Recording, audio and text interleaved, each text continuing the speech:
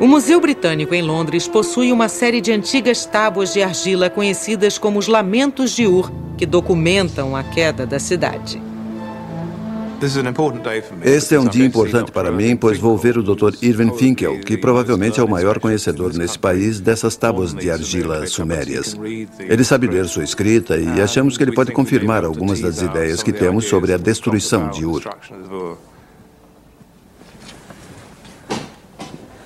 Vamos ver o que podemos fazer com o lamento da destruição de Ur. Estão escritas em sumério, a língua mais antiga e difícil recuperada pela arqueologia. Não há muitas pessoas no mundo capazes de ler sumério, mas você preencheria uma cabine telefônica com as que são mais confiáveis. Eu gostaria muito de poder identificar os eventos catastróficos que, de fato, destruíram essa sociedade. Será que o senhor poderia destacar isso e talvez traduzir?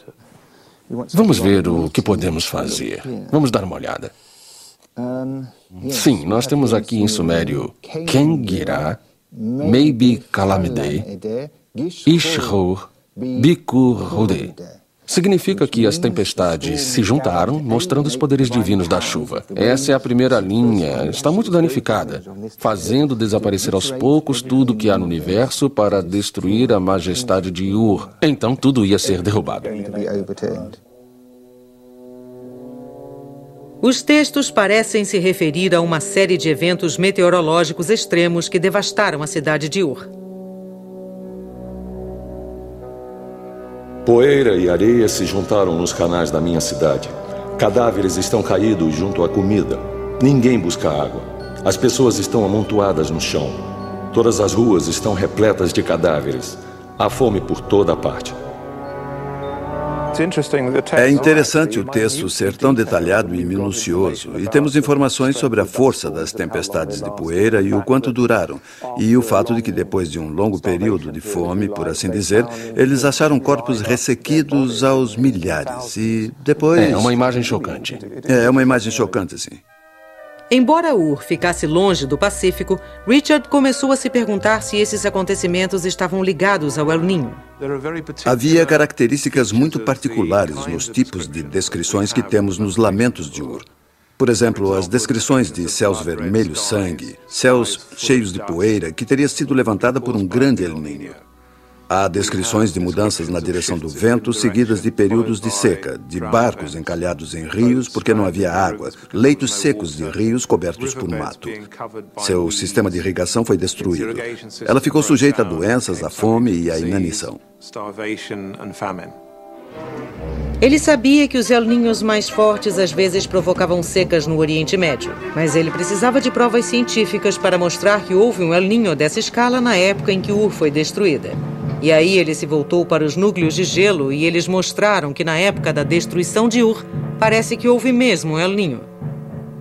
Mas não foi qualquer El Niño. Parece que o El Niño provocou secas numa escala enorme. E essas secas longas estão registradas nos núcleos de gelo. E eles se ligam cronologicamente à época dos Lamentos de Ur. Os núcleos de gelo sugeriam que esse foi um mega El Niño, uma série de grandes El Niños por muitas décadas. É provável que isso descreva uma série de eventos de El Niños que possivelmente aconteceram num período de até 100 anos. Algumas pessoas o chamam de Mega Niño. Se Richard estiver certo, então a destruição de Ur mostra que um mega El Niño pode causar devastação numa proporção muito maior do que tudo que vimos nos últimos anos.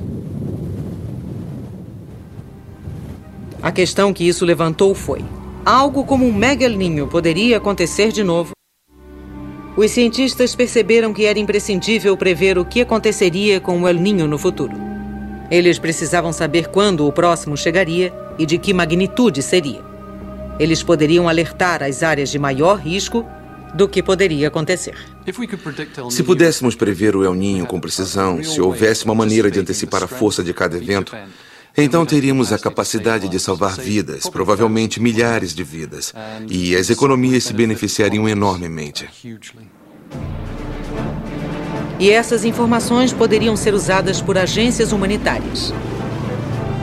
Pessoas poderiam ser retiradas das regiões com risco de enchentes e água e alimentos poderiam ser estocados onde houvesse ameaça de seca.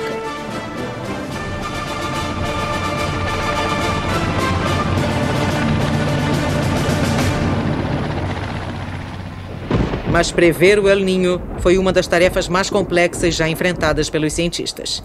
Eles tinham que monitorar milhares de variáveis diferentes no mar e na atmosfera, e qualquer uma delas poderia levar a um El Niño. Eles usaram satélites para monitorar o El Niño do espaço, rastreando o movimento do calor nos oceanos. E criaram uma nova geração de boias capazes de medir as menores mudanças na temperatura, nas correntes oceânicas e até na salinidade. Ao mesmo tempo, aeronaves de pesquisa cruzavam o oceano, monitorando mudanças na direção do vento, na temperatura e na pressão. Até aviões comerciais receberam equipamentos para colher mais informações.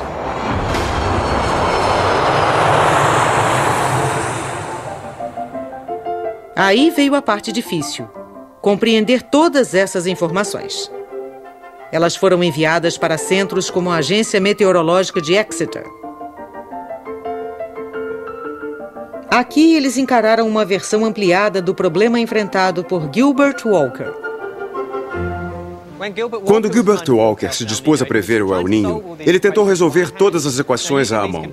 Agora, usando esses computadores incrivelmente poderosos, podemos resolver bilhões delas por segundo. Uma quantidade enorme de dados está sendo coletada aqui por satélites e boias que estão no mar ao longo do Pacífico. E estamos juntando esses modelos à ciência. E esse será um ponto inicial para as nossas previsões. Milhões de variáveis são colocadas no modelo para ver se sua interação criará um El Niño. Depois de muitos anos aperfeiçoando esses modelos, eles estão confiantes de que acertaram. A previsão do El Niño está se tornando uma história de grande sucesso. Agora, quando caminhamos para o futuro, poderemos prever com até um ano de antecedência. Isso significa que o El Niño não deve mais nos pegar desprevenidos. E as implicações vão além disso. Algumas pessoas estão começando a lucrar com as previsões do El Niño.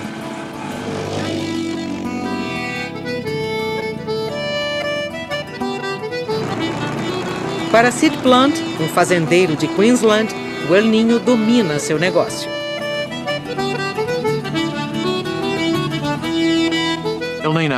O El Niño é uma questão importante, não resta dúvida disso. Ele é o maior fator, é a maior variável climática nessa parte do mundo. A maioria dos fazendeiros pensa que, em 5 anos, poderá ter 1 ou 2 anos bons, 1 ou 2 anos medianos e, pelo menos, 1 ou 2 anos terríveis. Por isso, temos que aproveitar ao máximo os anos bons e temos que usar nossas habilidades climáticas para isso. Mas eu também estou tentando ganhar algum dinheiro nos anos ruins.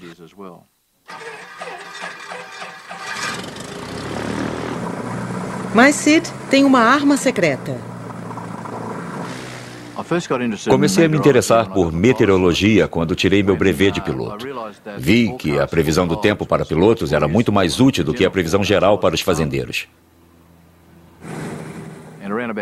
Foi aí que comecei a me interessar por climatologia e nos tipos de impacto a longo prazo. E passei a aplicar isso nos negócios da fazenda.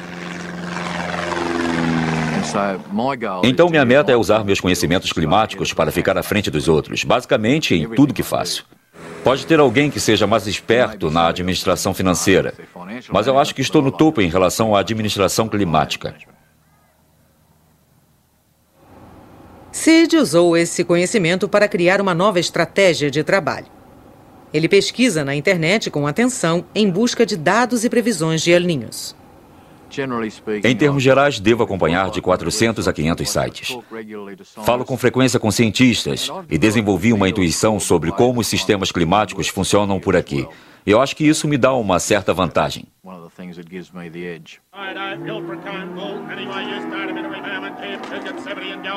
Quando o El Niño provoca secas, ele compra e vende gado nesse contexto.